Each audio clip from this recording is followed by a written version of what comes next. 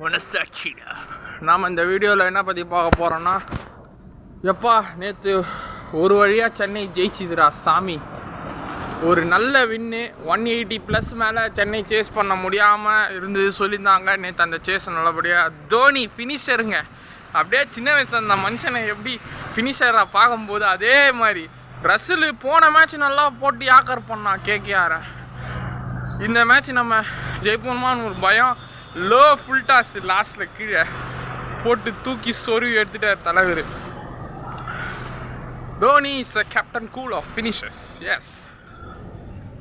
ஆனால் நேற்று அந்த பிரிவிஸ் பயங்கரமாக ஒரு ஓவருக்கு 30 ரன்னு சும்மா வச்சு நாட்டுக்கட்டை வெளுத்து எடுத்துட்டாங்க பிரிவிஸு.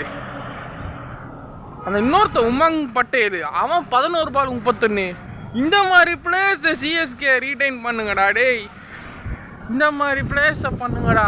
கொய்யால எப்படி அடித்தா அந்த உமங்கெல்லாம் வேறு லெவலில் அடிச்சாட்டா அந்த உமங் பட்டேல். வேறு மாதிரி சம்பவம் அன்னைக்கு அந்த பையன் பண்ணது.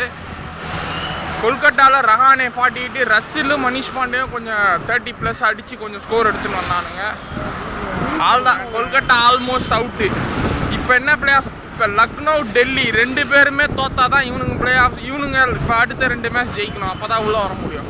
லக்னோ டெல்லி ஜெயிச்சிட்டானுங்கன்னா கொல்கட்டா அவ்வளோதான் காலி.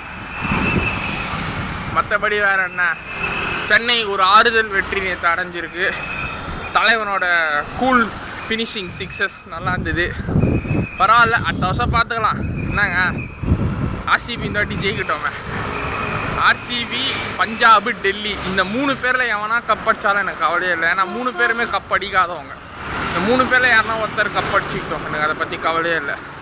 கப் அடித்தவன் அடிக்கக்கூடாது, அவ்வளோதான். மற்றபடி வேறு என்ன சொல்கிறது.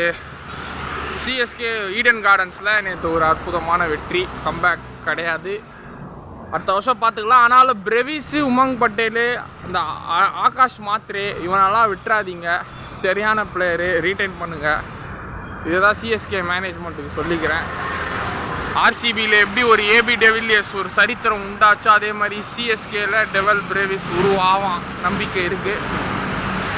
மக்கள் மனசில் இடம் பிடிச்சிட்டார் அவர். தோனிக்கு அடுத்த ஒரு ஃபேன் பேஸ் உண்டாயிடுச்சு டெவல் பிரேவிஸுக்கு. மற்றபடி வேறு என்ன சொல்கிறது, நல்லா விளாட்னாங்க.